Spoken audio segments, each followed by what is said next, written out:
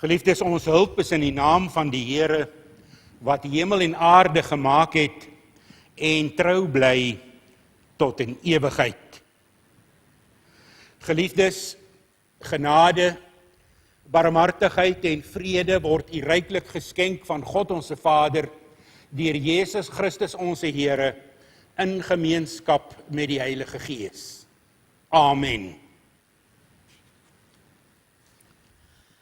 Geliefdes, kom ons sing hartlik saam, Psalm 81, die eerste en die 12de vers, en dan doen ons daarna staande belydenis van ons geloof.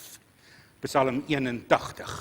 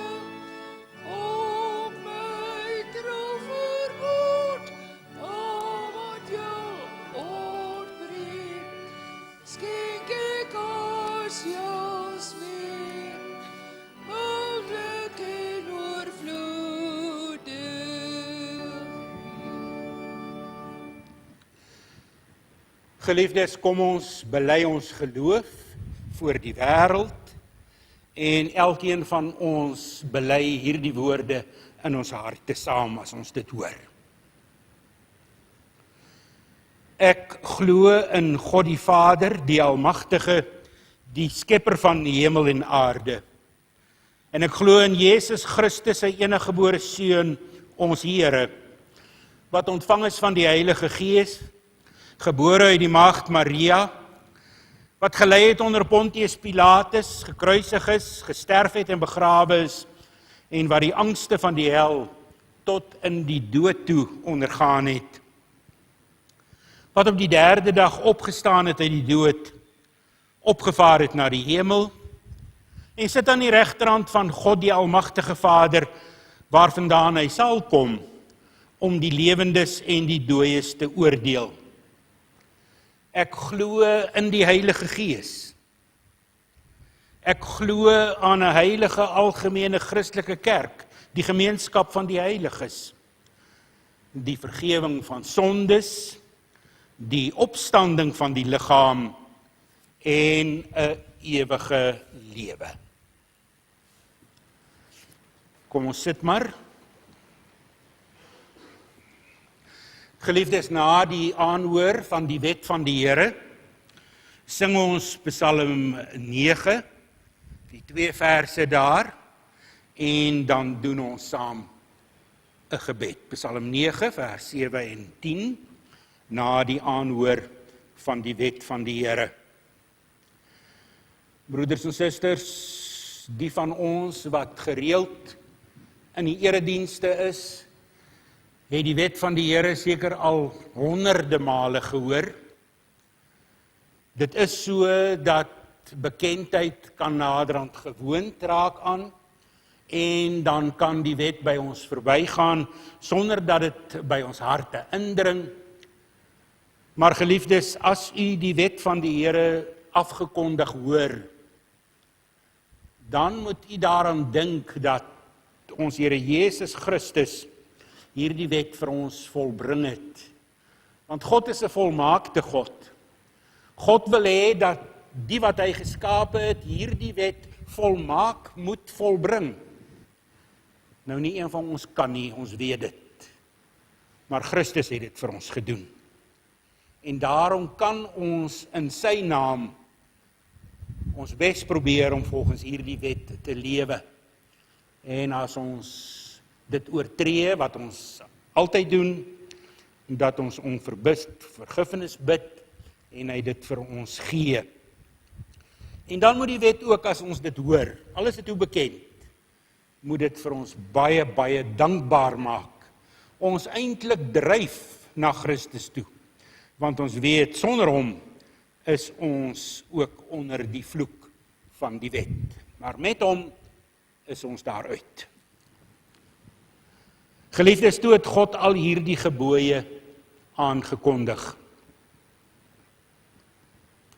Ek is die Here jou God, wat jou uit Egipte uit die plek van slawerny bevry het. Jy mag naas my geen ander gode hê nie. Jy mag nie vir jou 'n beeld of enige afbeelding maak van wat in die hemel daarbo, of op die aarde hieronder, of in die water onder die aarde is nie. Jy mag hulle nie vereer of dien nie, want ek, die Here jou God, eis onverdeelde trou aan my. Ek reken kinders die sondes van hulle vaders toe, selfs tot in die 3de en die 4de geslag van die wat my haat. Maar ek betoon my liefde tot aan die 1000ste geslag van die wat my liefhet en my gebooie gehoorsaam. Jy mag die naam van die Here jou God nie misbruik nie. Want die Here sal die een wat sy naam misbruik, nie ongestraf laat bly nie. Sorg dat jy die Sabbatdag heilig hou. 6 dae moet jy werk en alles doen wat jy moet. Maar die 7de dag is die Sabbat van die Here jou God, dan mag jy geen werk doen nie.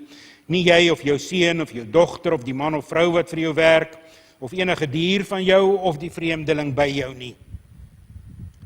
Die Here het in 6 dae die hemel en alles daarin gemaak, die aarde en alles daarop, en die see en alles daarin. En op die 7de dag het hy gerus. En daarom het die Here dit as 'n gereelde rusdag ingestel en dit geheilig. Eer jou vader en jou moeder. Dan sal jy lank bly woon in die land wat die Here jou God vir jou gee. Jy mag nie moord pleeg nie. Jy mag nie egbreuk pleeg nie. Jy mag nie steel nie.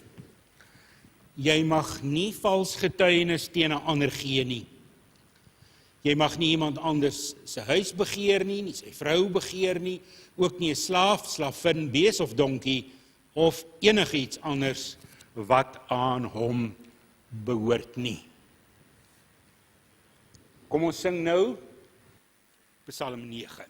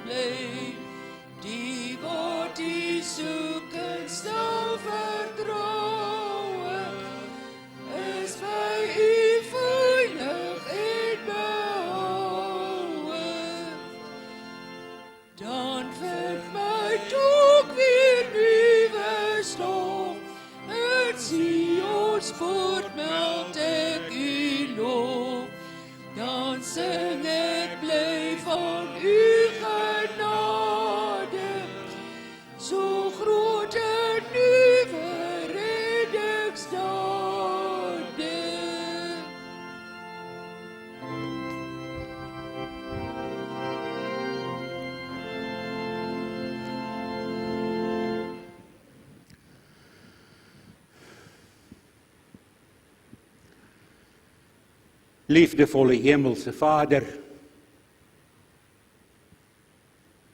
dit is in oomblikke soos hierdie dat ons baie dankbaar is, dat ons weet dat U ons God is. U die almagtige, die ewige, die groote, die oneindige. U maak met ons as U kinders bemoeienis. Ja, ons weet dat U ons baie lief het, dat U vir ons die beste wil, dat hierdie donker en woeste wêreld ons nie kan oorheers nie, want ons is vas in U hande. Ons loof en ons dank U daarvoor, Here. Dit maak ons rustig en tevrede in donker tye. En ons wil bid dat U vir ons sal vashou. Dat U ons sal dra. Dat ons nie aan U en aan ons geloof gewoond sal raak nie. Dat dit in vergetelheid sal raak. En ons maar net by tye, wanneer ons in die nood is, aan U sal dink nie. Maar Vader, gee dat ons elke dag, elke oomblik U voor oë sal hou. Juis omdat dit by U vir ons die beste is. Vader, U reël ons lewe. Ons weet dit is vir ons goed, partykeer is dit tot ons voordeel, partykeer word ons getugtig, maar ons weet U doen dit ook omdat U ons liefhet. En daarom pleit ons Vader, omdat ons alles van wat mooi is van U ontvang, pleit ons dat U met en by elkeen van ons sal wees. U ken ons binneste. U weet hoe dit is daar binne. Vader, U ken ons nood. U ken ons behoeftes. U weet waaroor ons bly is. U weet waarvoor ons bang is. U weet waaroor ons bekommerd is. En ons wil bid dat U vir ons waarlike God van nabyheid sal wees. Dat U al ons omstandighede volgens U goeie wil sal reël. Ja, dat dit met ons goed sal gaan. Dat ons bewaar sal word van Satan, die wêreld en ons eie vlees. En dat dit vir ons aangenaam sal wees om in U skadu onder U vleuels te kan skuil. Vader, U wees met en by elkeen van ons. U weet van diegene wat gevorder het in jare, wat eensaam en alleen is. Ja, selfs die wat verlang om by U te wees. Wees dan ook vir hulle 'n God van nabyheid. Maar Vader, wees ook met hulle wat nog in hulle vleur is, wat elke dag hulle werk moet doen. Wees U ook daar 'n God van nabyheid. En Vader, ons dink ook aan besonder aan hom wat in hierdie tyd weens mediese ongeskiktheid van aktiewe diens losgemaak sal word. Here, dra vir hom in U groot liefde. Vader, dis 'n saak wat tot aan die hart raak. Wees U vir hom en vir sy gesin inderdaad 'n God van nabyheid. Ja, dat daar aanvaarding sal kom, want U wil is die beste. Wees nou dan ook, Vader, met hierdie land en sy mense. Wees met die regering. U weet dat dit nie altyd goed gaan daar nie. Gee dat hulle na U sal luister, dat ons in vrede sal kan lewe. Vergewe ons sondes. Ons bid dit in die naam van U Seun, ons Here Jesus Christus. Amen.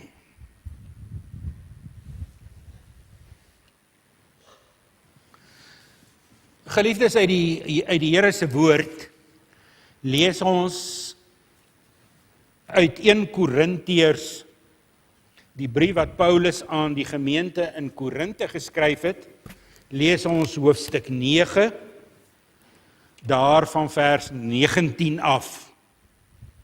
Vers 19, tot en met 27. 1 Korintiërs 9 vanaf vers 19, nie 17 nie, 19 tot 27. Paulus verduidelik hier aan die gemeente wat hom 'n klompie vrae gevra het. Hy sê: hoewel ek vry is en van niemand afhanklik nie, het ek my aan almal diensbaar gestel om soveel mense as moontlik vir Christus te wen. Vir die Jode het ek soos 'n Jood geword om die Jode te wen. Hoewel ek self nie meer onder die wet is nie, het ek my vir die wat onder die wet staan, onder die wet gestel om hulle te wen. Hoewel ek nie sonder die wet van God is nie, maar onder die wet van Christus, het ek vir die wat sonder die wet is geword soos een sonder die wet, om hulle te wen. Vir die swakkes het ek swak geword, om die swakkes te wen. Vir almal het ek alles geword om in elk geval sommige te red. En dit alles doen ek ter wille van die evangelie, sodat ek aan die vrug daarvan deel kan hê. Weet julle dan nie, dat atlete wat aan 'n wedstryd deelneem, wel almal hardloop, maar dat net een die prys ontvang nie? Hardloop dan so, dat julle die prys kan wen. Almal wat aan 'n wedstryd deelneem, ontsê hulle self allerlei dinge. Hulle doen dit om 'n verganklike oorwinnaarskroon te kry. Maar ons kry die onverganklike. En ek hardloop dan ook soos een wat nie van sy doel onseker is nie. Ek slaan soos 'n bokser wat nie in die lug slaan nie. Maar ek oefen my liggaam en bring dit onder beheer, sodat ek nie ander tot die stryd oproep en self nie kwalifiseer nie. En ons dink in besonder aan verse 24 en 25. Weet julle dan nie dat atlete wat aan 'n wedloop deelneem, wel almal hardloop, maar wat net een die prys ontvang nie? Hardloop dan so dat julle die prys kan wen. Almal wat aan 'n wedstryd deelneem, ontsê hulle self allerlei dinge. Hulle doen dit om 'n verganklike oorwinnaarskroon te verkry. Maar ons kry 'n onverganklike. En hiermee saam, broeders en susters, wil ek hê dat u ook Sondag 1 in gedagte moet hou. Dis baie bekend. Wat het ek nodig om in lewe en sterwe, om aan Christus te behoort? Wat moet ek weet? En u ken dit. Ek moet weet hoe groot my sonde en ellende is. Ek moet weet hoe ek daarvan verlos kan word. En ek moet ook weet hoe ek God daarvoor dankbaar kan wees. Dit is een deel van ons geloof.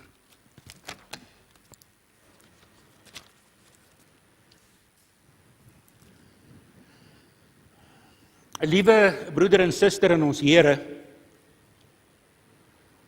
wanneer ek en jy die Korintiërbrief lees, dan lyk dit of daardie gemeente, wat net 'n kort tydjie deur Paulus besoek was en gestig is, dat daardie gemeente grootliks op hulle eie moes klaarkom.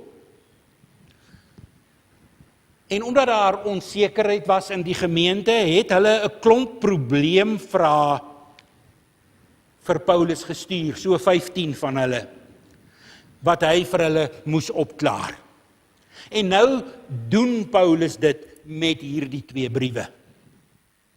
Vra wat hulle moet maak, byvoorbeeld met die verdeeldheid in die gemeente, hoofstuk 3, wat hulle moet doen oor die tug en die nagmaal, hoofstuk 5, oor hofsaake tussen gelowiges, hoofstuk 6, wat moet hulle daar doen? En so kom die vraag oor die huwelik, oor wat die ongetroudes raak en die weduwees en ook oor die eet van offervleis en nog die ander. En dan oor die sogenaamde predikers wat daar in die gemeente aankom. Want jy weet, broeder en suster, in daardie tyd het mense ook maar misbruik gemaak. Hierdie jong gemeentetjie, Paulus is nie meer daar nie, daar's nie 'n predikant nie. Dan kom daar iemand wat van Christus gehoor het, kom hy daar aan en hy sê, ek is van Korintië af, of ek is van Efese af, ek is 'n prediker, julle moet my nou hier ontvang. En hierdie klomp gelowiges ontvang dan hierdie sogenaamde prediker, en dan preek hy daar, of hy iets weet of nie. En dit het naderhand 'n probleem geraak, want hierdie predikers het daar by die gemeentelede kom afsaal, en hulle moes hom versorg met alles. En nou het dit naderhand vir die gemeentetjie 'n probleem geword. En hulle het vir Paulus geskryf en gesê, hoe moet ons weet? Hoe moet ons weet dat hierdie persoon opreg is? Hoe moet ons weet of 'n gelowige werklik 'n gelowige is? Hoe moet ons dit weet?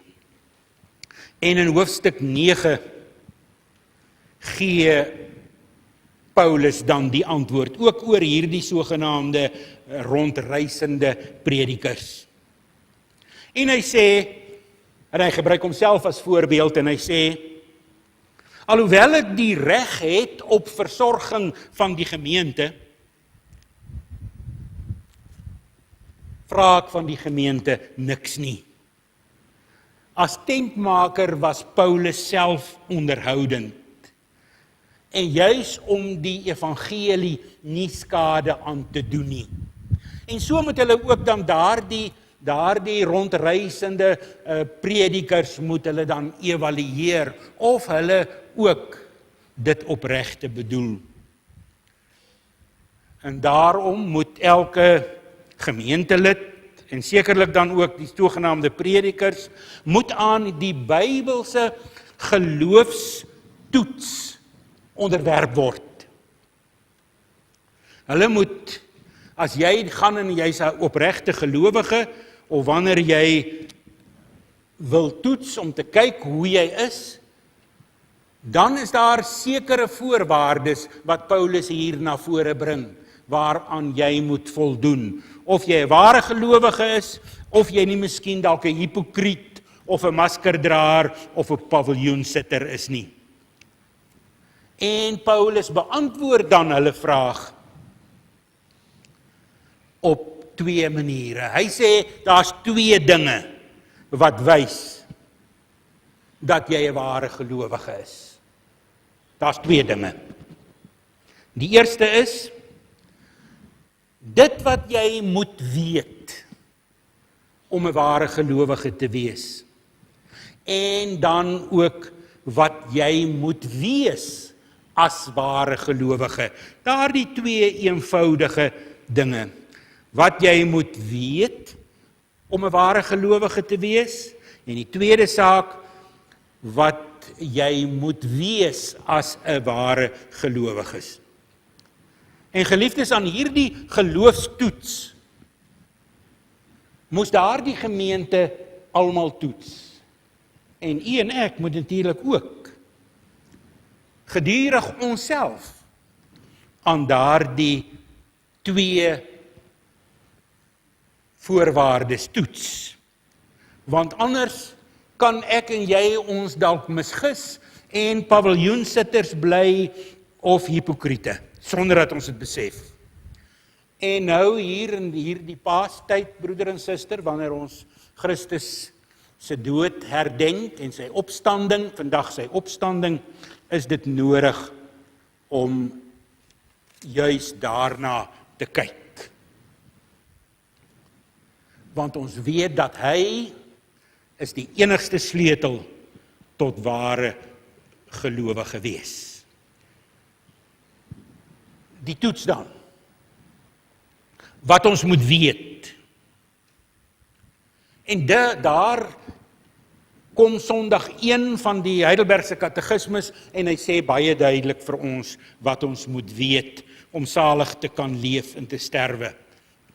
Ons het dit net nou genoem, ek moet my ellende ken, ek moet weet om daarvan verlos te word en ek moet weet hoe om daarvoor dankbaar te wees.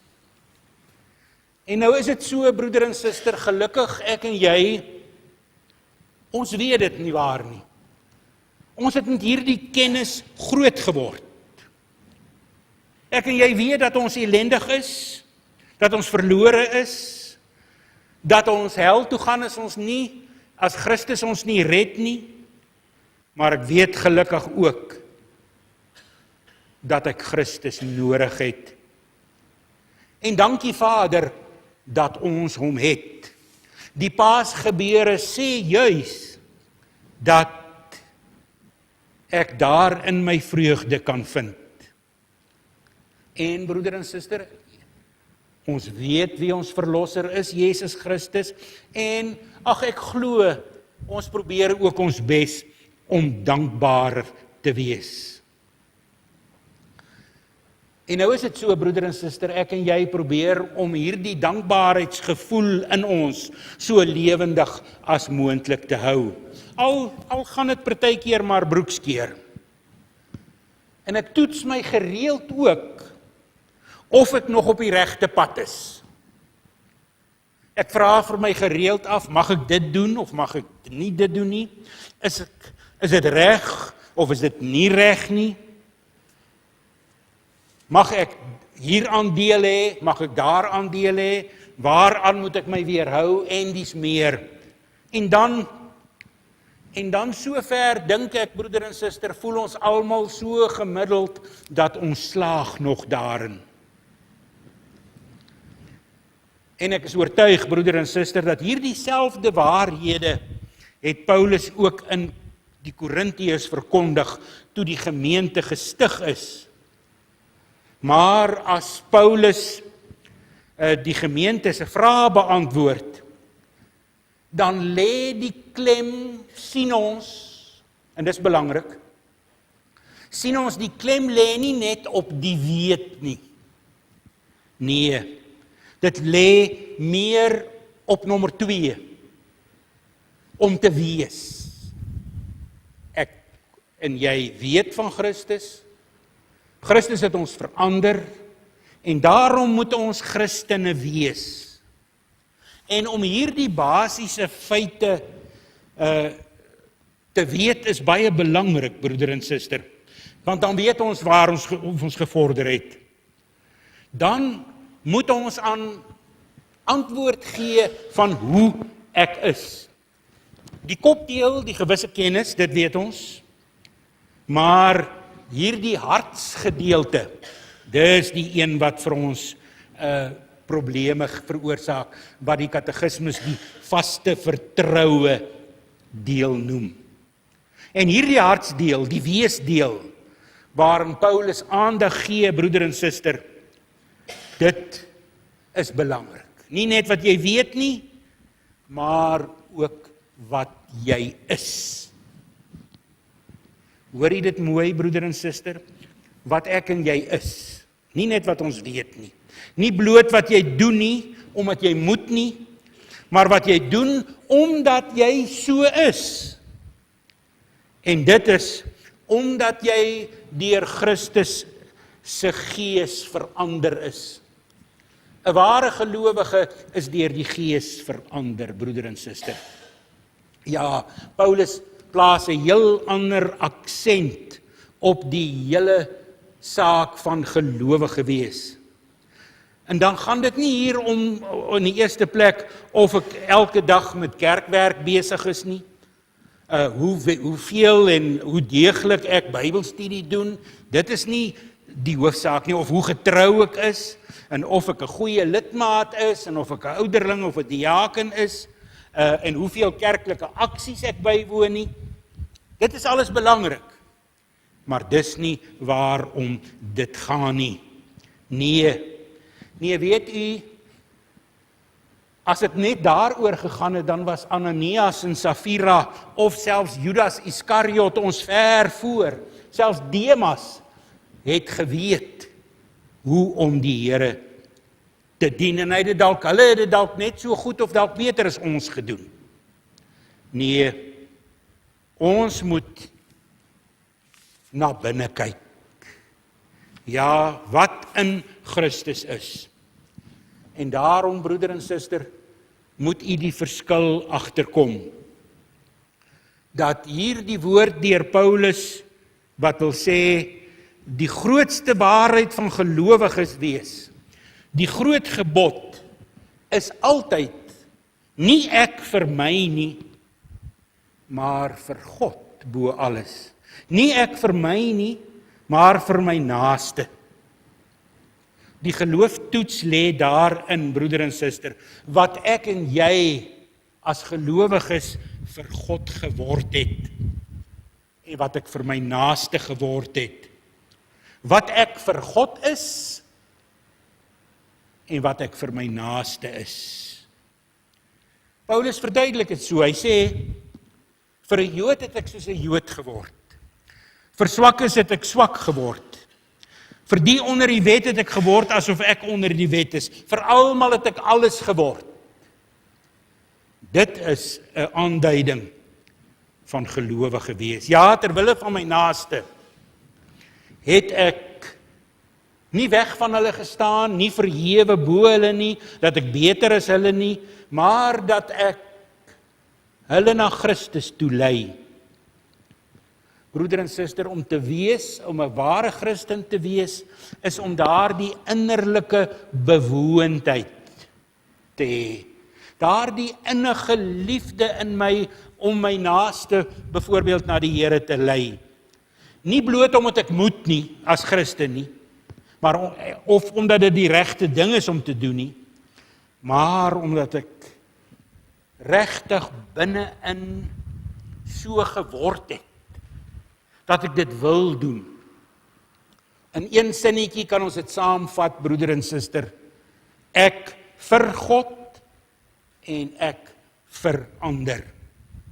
En nou sal jy met my saamstem, broeder en suster, so 'n soort van gesindheid, dat ek en jy so is om Christus se beeld uit te straal. Jy sal met my saamstem, dis nie altyd so maklik nie. Hoe kom 'n mens daarby uit? Want dit is byna 'n onmoontlike saak, broeder en suster, want van nature is ek en jy geneig om God en ons naaste te haat. 'n Mens sal dink daar word eintlik die onmoontlike van jou verwag. Maar dit is nie onmoontlik nie. Nee, broeder en suster, Paulus sê hier vir die gemeente, julle kan, want Christus het julle verander, maar onthou dit, dis nie so maklik nie. Om gelowig te wees, is nie so maklik nie. En daarom word gelowig wees 'n geloofstryd genoem. In die Bybel word daar gepraat van ten bloede toe. As ek en jy dink aan ten bloede toe, dan begin ons geloof vir ons 'n bietjie inhoud kry. En daarom het ons dalk al 'n bietjie vergeet, broeder en suster, wat dit beteken om die goeie stryd te stry. Hoor u, stryd. Om gelowig te wees beteken om in 'n oorlog te wees, broeder en suster, en ons vergeet dit. En ons het 'n groot vyand, Satan, die wêreld en nog sommer ook onsself. En daarom gebruik Paulus die beeld van 'n wedloop om te verduidelik hoe jy as gelowige moet optree. 'n Wedloop. En sy lesers ken dit baie goed, want in Korintië is daar elke 3 jaar 'n groot wedloop gehou, so die klein boetie van die Olimpiese spele, die sogenaamde Isthmiese spele. En hy skryf vir hulle, julle ken hierdie spele, En die meeste van julle het sekerlik daarin deelgeneem. En julle weet wat so 'n spele van 'n atleet vra. Ons het iets daarvan in die Comrades, broeder en suster. Dis ure en ure en ure se oefen vir daardie mense. Kilometers en kilometers wat hulle voor die tyd draf om daardie wedloop te kan meemaak. Opoffering, inoefening, byna tot die uiterste toe, om enigsins eers te kom. En dan vers 25, en almal wat aan 'n wedloop deelneem, berei baie hard voor, en ontsê hulle self allerlei dinge, om die oorwinnaarskroon te dra. En sê hy in vers 27, wanneer hy na hierdie geestelike stryd verwys, ek oefen my geestelike liggaam en bring dit onder beheer, sodat ek nie ander tot die stryd oproep en self nie kwalifiseer nie. Hy noem in vers 16 dat hierdie saak baie toewyding vra. Want hy sê die dwang is my opgelê en wee my as ek dit nie doen nie. Broeder en suster, die woord wil baie duidelik vir ons vanmôre sê, om 'n oorwinnaarskroon te dra, kom nie sommer maar sito so nie. Nee, weet jy, om 'n ware Christen te wees, vra opoffering en toewyding. Ek en jy moet geloofsfiks wees. En by tye moet jy self jou gewete druk en voel dat jy nie meer kan nie. En dan moet jy nog 'n bietjie meer doen, totdat jy die doelwit bereik. En daardie oefening, daardie selfdissipline, daardie uithou en aanhou, partykeer byna bo menslik. Dis die beeld wat ons in gedagte moet hê as ons aan die geloofspad dink. En moet ons dit ook aanpak, geliefdes. Ons kan nie bekostig om dit anders te doen nie. Want weet jy, die fout wat baie van ons maak, is om te dink, ag weet jy, opregte geloof, ek glo mos in Christus, ek weet dit. Opregte geloof is so iets in die terme van atletiek, so iets van 'n pretdraf, waar jy nie eintlik om 'n prys nee ding nie, want jy het mos nou al Christus die groot prys klaar ontvang, want almal wat deelneem, kom mos in aanmerking. Ek hoef my nie regtig in te span in hierdie pretdraf nie. Ek draf maar net saam in die groep, en as ek maar net klaar maak, dan is dit genoeg. Maar weet jy, broeder en suster, dis hoe dit met die valse godsdienste werk. Dit lyk op die oog af asof hulle so baie doen, maar is eintlik maklik. Ek moet 1 keer op 'n dag na die ooste toe gaan, of 5 keer, en ek moet daar gaan bid. Ek moet 'n pelgrimstog na die ooste toe neem. Ek moet Vrydag my winkel toemaak, en as ek dit gedoen het, dan het ek als gedoen. Dan het ek die uiterlike gedoen, maar niks van die innerlike ervaar nie. Nee, ons geloofstryd sê iets anders. Dit sê natuurlik nie, broeder en suster, dat ek nou moet inspring en probeer my verlossing verdien nie, deur allerhande goeders te doen nie. Nee. Maar weet jy, ons moet begin om ons geloof ernstig te neem. Ja, dit wat Christus deur sy Gees ons gemaak het, wat ons is. As ek en jy sê ons is 'n Christen, dan is ons anders, broeder en suster. Dan is ons 'n Christen. Want dit is so. Weet jy, om 'n beeld te gebruik, 'n reisiesperd kan so 'n wonderlike dier wees, maar as hy op stal staan en hy neem nie aan die wedstryd deel nie, dan weet jy, dan word daar van hom seep gemaak. Dan is hy niks werd nie. Ek en jy kan nie sê ons is 'n Christen, want ons weet als nie. Nee, ons moet als doen. En daarom moet ek en jy ten slotte, broeder en suster, met nuwe oë kyk na ons eie gelowige wees. Veral nou by die herdenking van die Paasfees. Kom ons besef weer by hernuwing wat ek en jy in Christus geword het. Wat ons is. Kinders wat nie anders kan nie, en nie anders mag nie, as om sy wil uit te voer en dit na te jaag nie.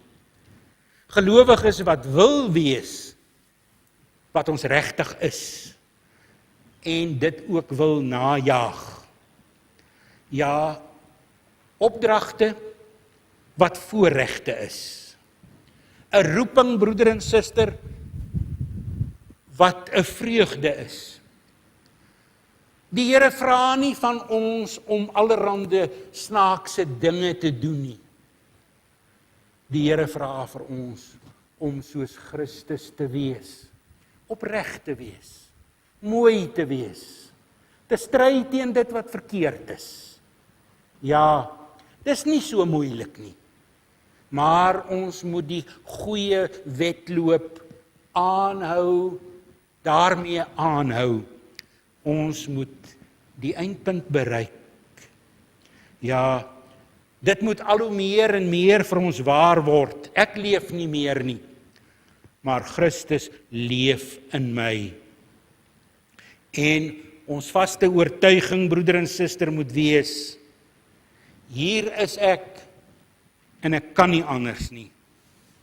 Ek gaan voluit in Christus wees, want dit is wat hy my gemaak het, wat ek is, 'n Godskind.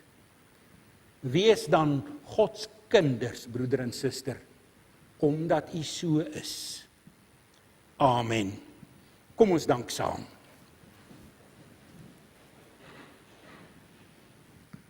Ons Vader, ons ken u.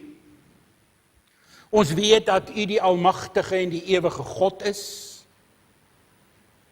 Gee dan, Here, dat ons deur u Gees waarlik so verander mag word elke dag, om u kinders te wees, om soos u seun te wees, al hoe meer en meer hom gelykwaardig te word. Ons weet, Vader, dat ons geneig is om dit nie te doen nie, maar daarom pleit ons. Vervul ons met u Heilige Gees, sodat ons die goeie stryd mag bly stry.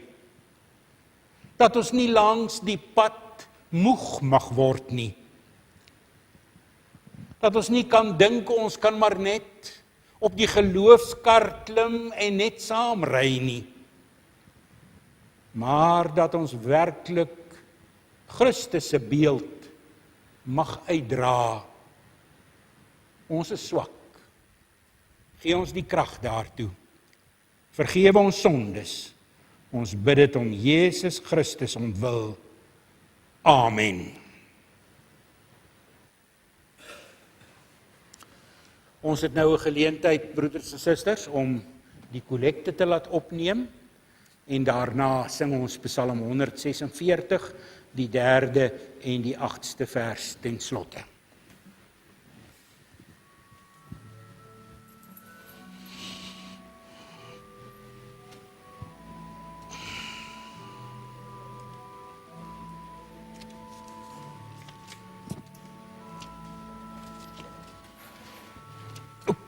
Ekskuus my.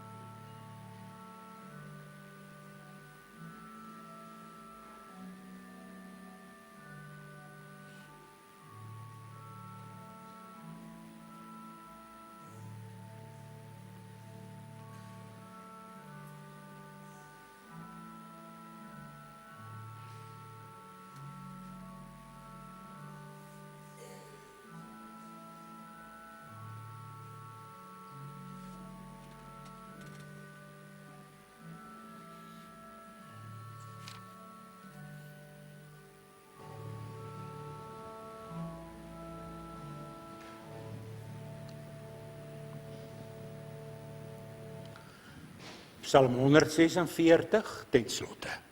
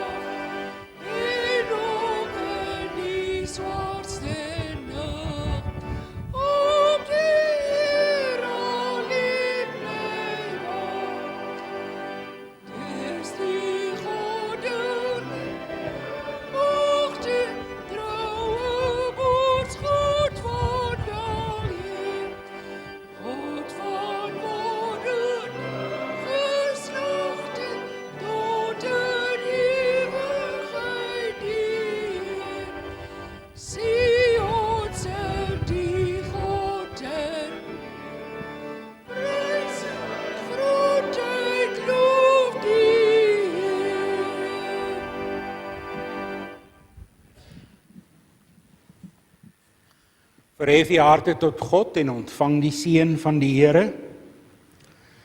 Die genade van ons Here Jesus Christus, die liefde van God en die gemeenskap met die Heilige Gees is en bly met u almal. Amen.